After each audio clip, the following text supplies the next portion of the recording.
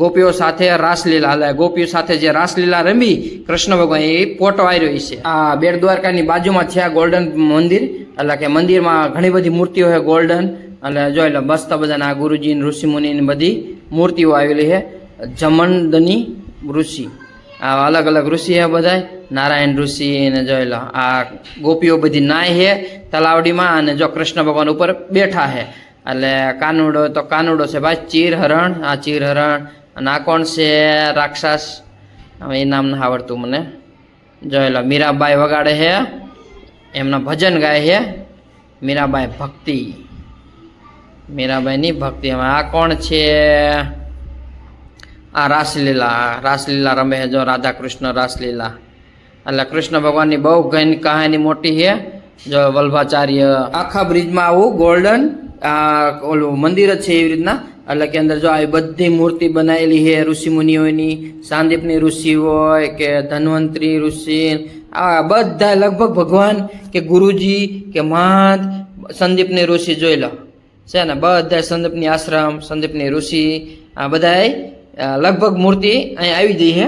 એટલે કોઈ એવો ભગવાન કે કોઈ પણ ભગવાનનો ફોટો એવો હશે કે અહીં નહીં હોય એવું એ કંઈ બને નહીં. મેં તો લગભગ ભગવાનના બધા ફોટા જોયા. જો મહાવીર સ્વામી એટલે અહીંયા બધા ભગવાનના ફોટા જોવા મળે છે. એટલે બેટ દ્વારકાની બાજુમાં જ છે આ મંદિર સામે જ તે. એટલે જોઈ લો આ કયા ભગવાન છે વિષ્ણુ ભગવાન. ગોવર્ધન પર્વત છે કૃષ્ણએ ગોવર્ધન પર્વત ઉપાડ્યો તો એનો ફોટો છે. એટલે વિવેકાનંદ સ્વામી એટલે કહું છું આ બધા ગણપતિ દાદા જો આ ગોવર્ધન પર્વત જ્યારે કૃષ્ણ ભગવાને ઉપાડ્યો હતો ને એ છે. એટલે જો લો ગોપીઓ ગાય કાનુડાને આ બધે ઘણું બધું અહીંયા જોવા મળે છે. એટલે જો ગોવર્ધન પર્વત પાછો અહીં કણે છીએ. એટલે આ કૃષ્ણ ભગવાનની આખી કહાની એટલે શું કહેવાય આખી કહાની બનાવીને એ બધાના ફોટા કૃષ્ણ ભગવાન કોને કોને પરચા આપ્યા એવા બધોય આમાં બધા ફોટા આવી જાય છે. એટલે આમાં બધા લગભગ ભગવાનના ફોટા આવી જાય છે. એટલે બેટ દ્વારકા ભારતીય મહાકાવ્ય મહાભારત અને સ્કંદ પુરાણમાં વર્ણવેલું દ્વારકા નગરનો ભાગ ગણાય છે. ગુજરાતની વિધર ઉમાશંકર જોશીએ સૂચન કર્યું હતું કે મહાભારતના સભા પર્વમાં વર્ણવેલું અંતરદ્વીપ બેટ દ્વારકા તરીકે ગણી શકાય છે. જોઈ લો આમાં ઋષિ મુનિઓ બેઠા છે અને લગભગ બધા નરસિંહ મહેતા છે. આ બધા ગોલ્ડન બ્રિજ નાગ દેવતાનો ફોટો છે.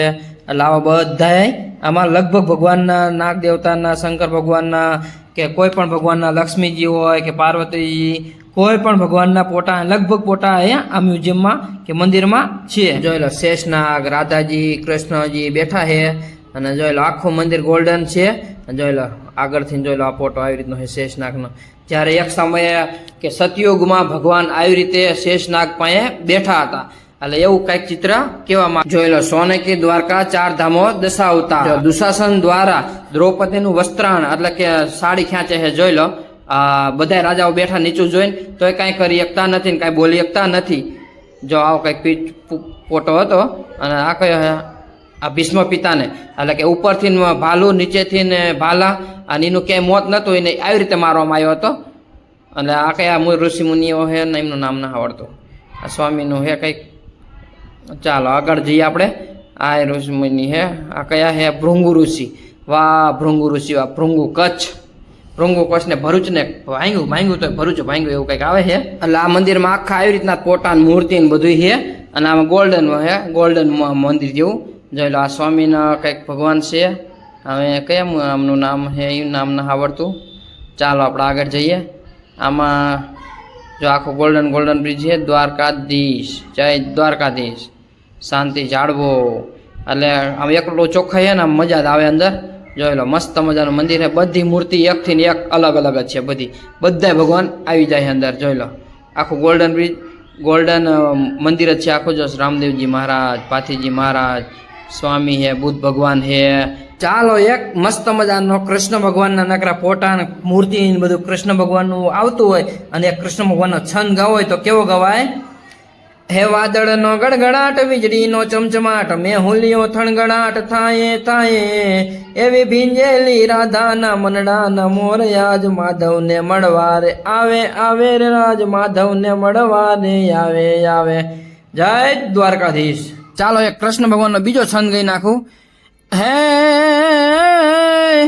હે બ્રિજ કી સબ બાલા રૂપ રસાલા બની બિહારા બનવારા જાગી તન ગાલા વિપત વિશાલા દીન દયાળા નંદલાલા આયે નહીં આલા કૃષ્ણ કૃપાલા હે બંસી વાલા બનવારી હે કાનન સુખકારી મિત્ર મોરારી ગયે વિસારી ગિરધારી જીર ગયે વિસારી ગિરધારી જય કૃષ્ણ કનૈયા. દરિયામાં મળેલા પુરાવા હડપ્પિયન સંસ્કૃતિના પછીના સમયની સિંધુ સંસ્કૃતિનો સમય દર્શાવે છે. તે મૌર્ય વંશમાં સમયના એક ચોક્સ કહી શકાય છે. ઓખા મંડળ અથવા કુશદ્વીપ વિસ્તારનો ભાગ છે. દ્વારકાનો ઉલ્લેખ ઈસી 574માં તામ્રપત્રમાં જોવા મળે છે, જે મૈત્રકોના શાસન હેઠળ વલ્લભીના મંત્રી સિંહદિત્યનો છે. સિંહદિત્ય દ્વારકાના રાજા વરાહદાસનો પુત્ર હતો. આ ટાપુ ઓખા મંડળ વિસ્તારની સાથે બરોડા રાજ્યના ગાયકવાડના શાસન હેઠળ હતો. 1857ના વિપ્લવ દરમિયાન વાઘેરોએ આ વિસ્તારને કબજે કર્યો હતો. ત્યારબાદ બ્રિટિશરો, ગાયકવાડ અને અન્ય રાજાઓ સંયુક્ત સેનાઓએ 1859માં ટાપુ પાછો મેળવ્યો હતો. 1947માં ભારતની સ્વતંત્રતા પછી તેનો સમાવેશ સૌરાષ્ટ્ર રાજ્યમાં થયો. પછીથી સૌરાષ્ટ્ર રાજ્ય બોમ્બે રાજ્યમાં ભળી ગયું.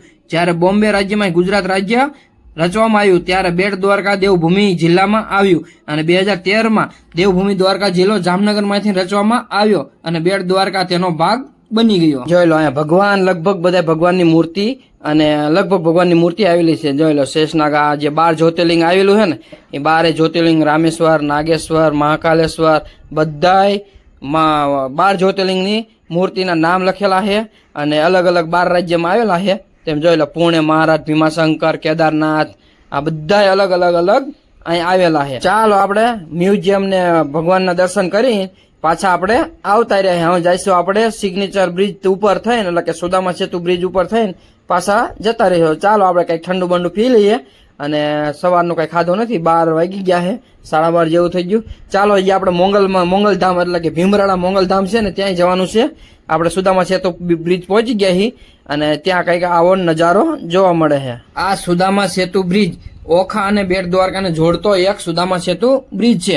અગાઉ એનું સિગ્નેચર બ્રિજ એ ભારતનો સૌથી લાંબો કેબલ બ્રિજ છે અને અત્યારે આની લંબાઈ છે 2.32 કિલોમીટર.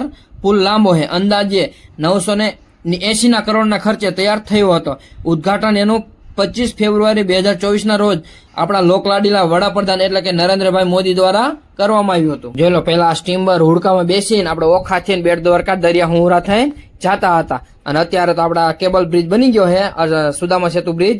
એટલે અત્યારે તો ઠેઠ વાહન આપણા ત્યાં ઠેઠ બેટ દ્વારકા સુધી જઈ શકે છે. જોઈ લો બધી દેખાય ની હોડી છે. આ બ્રિજ આશરે 980 કરોડના ખર્ચે તૈયાર કરવામાં આવ્યો હતો. આ પુલનું નામ ભગવાન શ્રી કૃષ્ણ સુદામા ચક્ર પરથી આ પુલનું નામ સુદર્શન સેતુ રાખવામાં આવ્યું હતું. તેના ફૂટપાથની બંને બાજુએ ભગવદ્ ગીતાનો શ્લોક અને ભગવાન શ્રી કૃષ્ણની છબીઓ કોતરેલી છે. વધુમાં તેના પર 1 મેગાવોટ વીજળી ઉત્પન્ન કરતા સોલાર પેનલ લગાવવામાં આવેલું છે. અગાઉ બેટ દ્વારકા જવા માટે માત્ર બોટ અને હોડીઓ દ્વારા થતી હતી અને આ પુલનું નિર્માણ પ્રવાસીઓને કે આપણે દર્શન કરવા જવું હોય બેટ દ્વારકા તો અત્યારે વાહન લઈને સરળતાથી આપણે જઈ શકવી છીએ.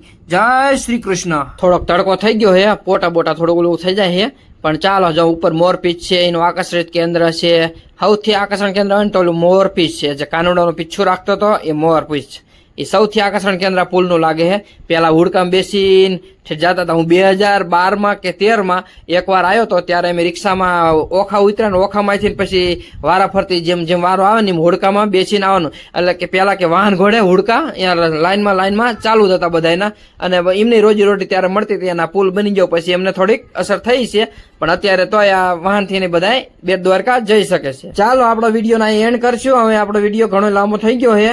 ચાલો આવું અમે નવું કંઈક લાવતા રહીશું. અમારા વિડીયોને લાઈક કરો, શેર કરો અને સબસ્ક્રાઇબ કરો. ચાલો મળશું નવા વિડીયો. ત્યાં સુધી જય માતાજી, જય શ્રી કૃષ્ણ, બાય બાય. એ ખમ્મા તને જાજી રે ખમ્મા, મારા દ્વારકાના ઠાકર તને જાજી રે ખમ્મા.